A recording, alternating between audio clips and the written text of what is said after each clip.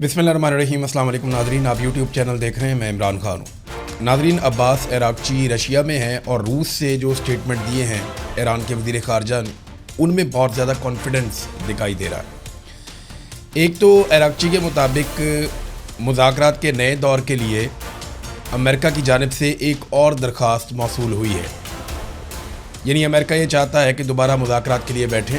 ये दावा किया अरागची ने। इसके अलावा ये बात अब्बास अरागची ने रशिया में कही कि सुपर पावर को नाकों चने चबवाए, ईरान के पास रूस जैसे दोस्त और इत्तेहादी मौजूद हैं। अब ईरान जब रशिया के साथ मिलता है तो उसे बड़ा कॉन्फिडेंस मिलता है, क्योंकि रूस माजी में अमेरिका के मुकाबले में एक बहुत बड़ी ताकत था, आज नहीं है, ये हकीकत है। रशिया बहुत बड़ा मुल्क हुआ करता था, लेकिन अफ़गानिस्तान की वॉर के बाद सोवियत यूनियन टूटना शुरू हो गया। अमेरिका ने बहुत सारी प्रॉक्सीज़ इस्तेमाल की और रशिया टूटते टूटते महदूद हो गया। फिर उसकी वो माशी कुव्वत भी नहीं रही, उसका सिस्टम भी नहीं चला। आज रशिया के बाद जो दूसरी ताकत अमेरिका के सामने आकर खड़ी हुई वो चाइना है।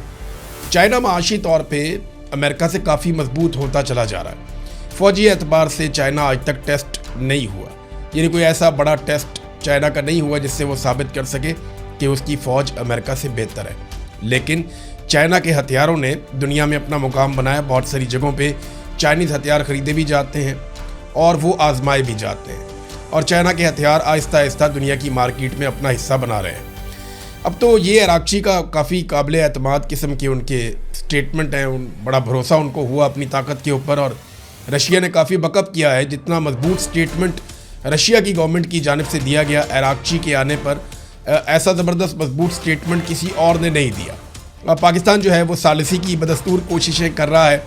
देखिए होती है या नहीं होती, लेकिन जो एक तजवीज़ पहुंचाई गई ईरान की जानिब से पाकिस्तान के ज़रिए से अमेरिका को, अमेरिका ने उसके ऊपर फिर मीटिंग की, और डोनाल्ड ट्रंप ने एक बड़ी अहम मीटिंग की है गुज़िश्ता रात को अमेरिका में, क्योंकि अमेरिका में अब रात शुरू हुई है जब आप ये वीडियो सुन रहे हैं।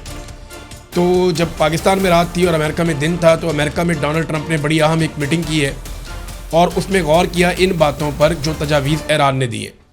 ना सिर्फ उन तजावीज़ पे गौर किया गया, बल्कि मुस्तकबिल का लाया अमल भी उन्होंने तैयार किया कि अगर बॉम्बिंग शुरू करनी है तो दोबारा कब करनी है, कैसे करनी है, किस किस को साथ मिलाना है, और अब हिकमत अमली क्या होगी। और अमेरिका ने ऐसा क्या कुछ मुख्तलिफ कर लिया है जो इस मरतबा दोबारा हमले की सूरत में अमेरिका को मुश्किल का सामना नहीं करना पड़ेगा, या अमेरिका को शर्मिंदगी का सामना नहीं करना पड़ेगा दुनिया के सामने। तो ये तो एक मीटिंग हुई है। लेकिन मार्को रूबियो ने, जो अमेरिका के वज़ीर ख़ारजा हैं, उन्होंने जो ईरान ने तजवीज़ दी थी उस तजवीज़ को मुस्तरद किया। ईरान की तजवीज़ ये थी, और ये बड़ी वाज़ेह उन्होंने दो बातें सादी सादी हैं, मैंने आपके सामने पहले भी रख दी थी, बल्कि जब ये खबर छपी आलमी मीडिया में उससे भी पहले मैंने आपको बताया था कि ये दो चीज़ें हैं, एक तो आबना हुर्मुज़, और एक मैंने आपसे अर्ज़ किया था कि ये जो एटमी सलाहियत है ईरान के पास, या जौहरी प्रोग्राम ईरान का, ये डिस्कस होगा। तो ईरान ने कहा जी जौहरी प्रोग्राम को तो हम डिस्कशन में रख लेते हैं, उसके ऊपर हम आइंदा भी बात करते रहेंगे, पहले भी करते रहे हैं, ये मामला हम पेंडिंग कर देते हैं, इस पर मुज़ाकरात चलते रहेंगे।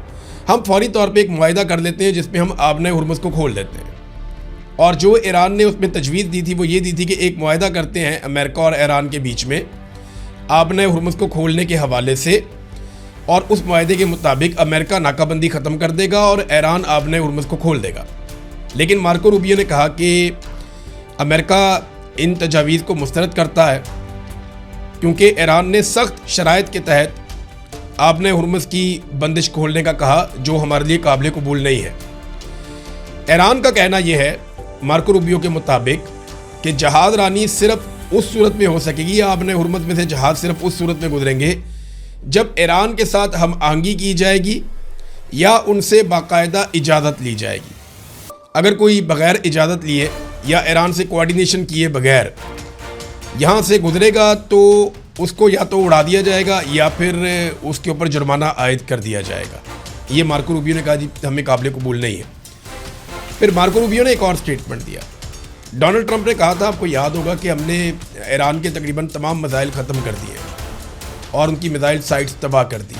अब ईरान के पास हमला करने की सलाहियत नहीं है, हम जंग जीत चुके हैं, ये डोनाल्ड ट्रंप ने कहा था। मार्को रूबियो ने इसके बरक्स एक स्टेटमेंट दिया। ڈونلڈ ٹرمپ نے تو 100% میزائل ایران کے ختم کر دیے تھے، لیکن مارکو روبیو نے کہا نہیں، 50% میزائل جو ہے وہ صلاحیت ایران کے پاس ابھی باقی ہے، اور ایران اتنے ہتھیار رکھتا ہے کہ واپس 50% ہتھیاروں سے حملہ بھی کر سکتا ہے۔ ایک اور ناظرین ڈیولپمنٹ آئی، یہ بڑی دلچسپ ہے۔ ایران کے نائب صدر کا ایک سٹیٹمنٹ ہے، پہلے وہ آپ دیکھ لیں۔ ایرانی نائب صدر نے کہا کہ ماضی میں ہماری توہین کرنے والے ممالک، وہ ممالک جو ہمیں ذلیل کرتے تھے، وہ ممالک جو ہمیں جیٹ فیول برآمد کرنے سے انکار کرتے تھے، آج وہی ممالک اپنی توانائی کی سپلائی کو محفوظ بنانے کے لیے اور اپنے بحری جہازوں کو آبنۂ ہرمز میں سے گزارنے کے لیے ہم سے اجازت کے لیے التجا کر رہے ہیں۔ یہ بڑا فاتحانہ قسم کا سٹیٹمنٹ ہے، یعنی یہ تو ایران ایسا لگتا ہے اپنی فتح کا اعلان کر رہا ہے کہ جو ممالک کل تک یہ کرتے تھے وہ کرتے تھے، آج وہ ممالک دیکھ لیں کہ ہم کیسے۔ یہ گزشتہ 2 دنوں سے ایران کے سٹیٹمنٹ بڑے سخت ہو رہے ہیں۔ ایران کے مختلف جو لیڈرز ہیں وہ کبھی یورپین سٹیٹمنٹس کے خلاف بات کرتے ہیں، یعنی ایک اور سٹیٹمنٹ میں دیکھ رہا تھا، ایران کے ایک بڑے لیڈر ہیں، انہوں نے کہا کہ جرمنی کا، کیونکہ ایک بیان آیا امریکہ کے بارے میں کہ امریکہ کے پاس کوئی منصوبہ نہیں ہے اس جنگ سے نکلنے کا، اور انہوں نے کہا کہ یہ معاملہ اس طریقے سے حل بھی نہیں ہوگا، لیکن انہیں بھی یاد دلایا گیا ایران کی جانب سے، ایرانی قیادت کی جانب سے، کہ جناب آپ بھی دسمبر میں یہ کہہ رہے تھے کہ چند ہفتوں کے اندر ایران کا یہ ہو جائے گا، وہ ہو جائے گا، تو وہ دیکھیں ہم تو اپنی جگہ پہ کھڑے ہیں۔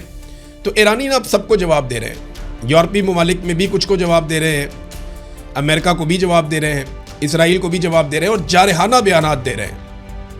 یہ نائب صدر کا سٹیٹمنٹ یہ کوئی چھوٹا سٹیٹمنٹ نہیں ہے۔ انہوں نے کہا جو ممالک ہمیں ذلیل کرتے تھے، ہماری توہین کرتے تھے، ہمیں جیٹ فیول برآمد کرنے سے انکار کرتے تھے، وہ ہم سے التجا کر رہے ہیں کہ ہمارے جہازوں کو یہاں سے گزرنے دیں آبنۂ ہرمز میں سے۔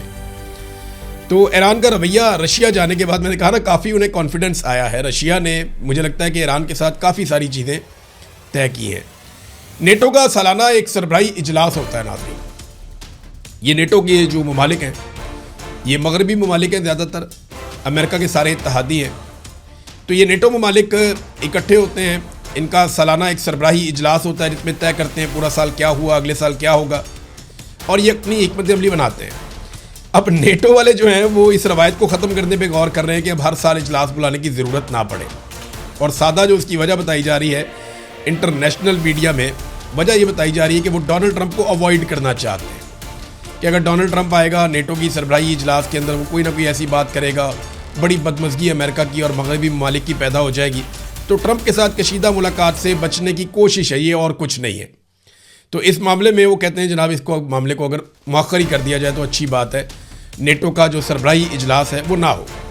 چین نے ناظرین اقوام متحدہ میں ایک بڑا سخت سٹیٹمنٹ دیا ہے، اور چین نے وہی پوزیشن ان کی وہی ہے، لیکن یہ امریکہ کے لیے بڑا سخت سٹیٹمنٹ ہے۔ آبنۂ ہرمز اس وقت سب کا مسئلہ بنا ہوا ہے نا، تو اس پہ چائنا نے جو سٹیٹمنٹ دیا، ان کے جو چین کے سفیر ہیں اقوام متحدہ میں، انہوں نے کہا جی کہ آبنۂ ہرمز کی بندش کی جو اصل وجہ ہے وہ امریکہ اور اسرائیل کا ایران کے اوپر حملہ ہے، اور یہ بلا جواز حملہ ہے، اس کی ضرورت نہیں تھی۔ اچھا، انہوں نے یہ حملہ کر دیا ایران کے اوپر اور آبنۂ ہرمز اس کے بعد بند ہوگی، تو ذمہ دار اسرائیل اور امریکہ کا حملہ ہے، چائنا یہ کہہ رہا ہے۔